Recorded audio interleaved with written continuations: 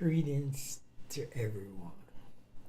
Such an honor to be with you once again on this beautiful Thursday afternoon already. But family, let's give you a round of applause.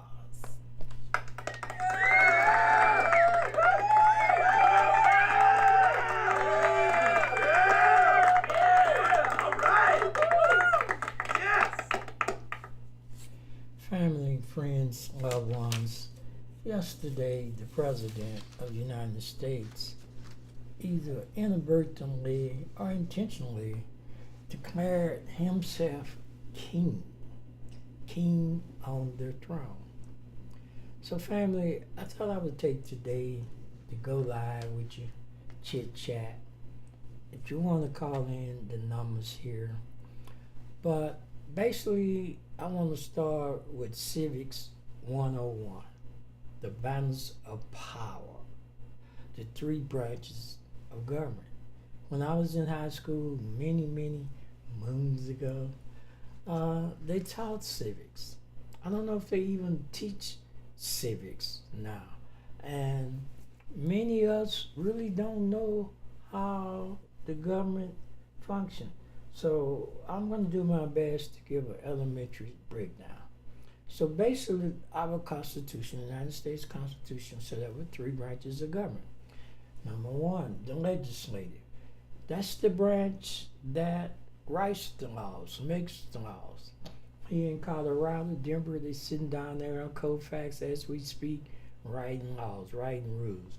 In fact, family, in America, we have over 3 million laws, rules, and regulations. I don't really think we need any more laws. It's just a matter of enforcing the ones equitably that we have. I digress. The next branch of government, family, is the judicial, the judges. The purpose of the judicial family is to interpret the law, to decide whether the law is constitutional. In fact, I've been giving out these little constitutions for years.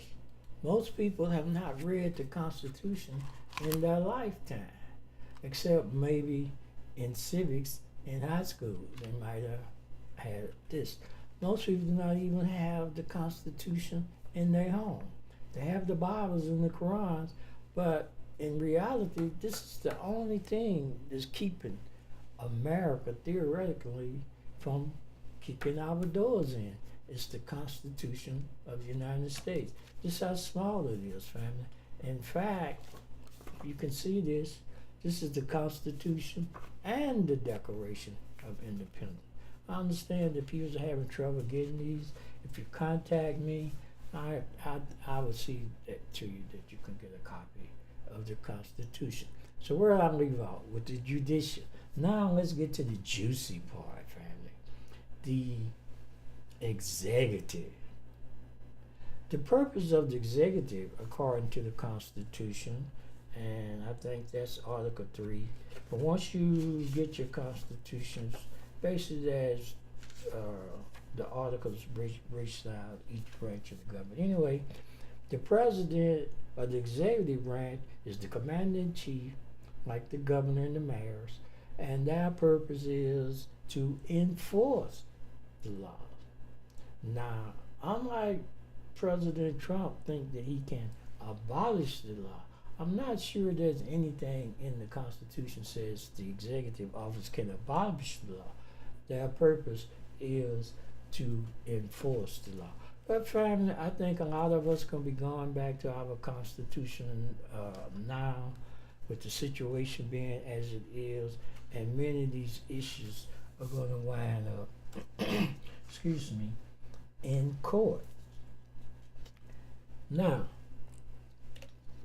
the issue that I want to deal with today, family, is what if the president, as he seemed to be insinuating or intimidating, that he's a king, that what if he decides to tell the courts and the legislature, I'm king, I'm commander in chief, I'm going to do what I want to do. What can the other two branches of government do? In my opinion, it's not anything they can do.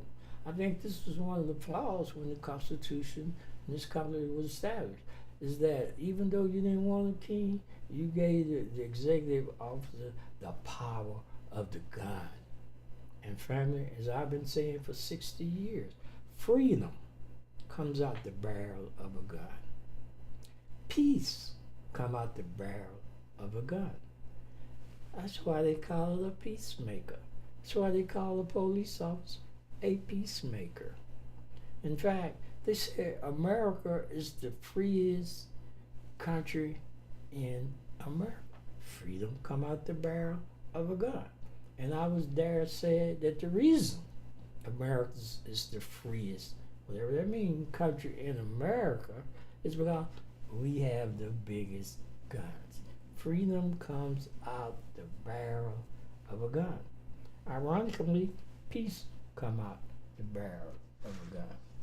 So family, here are some possible consequences if the president exercises a go rogue, let's say.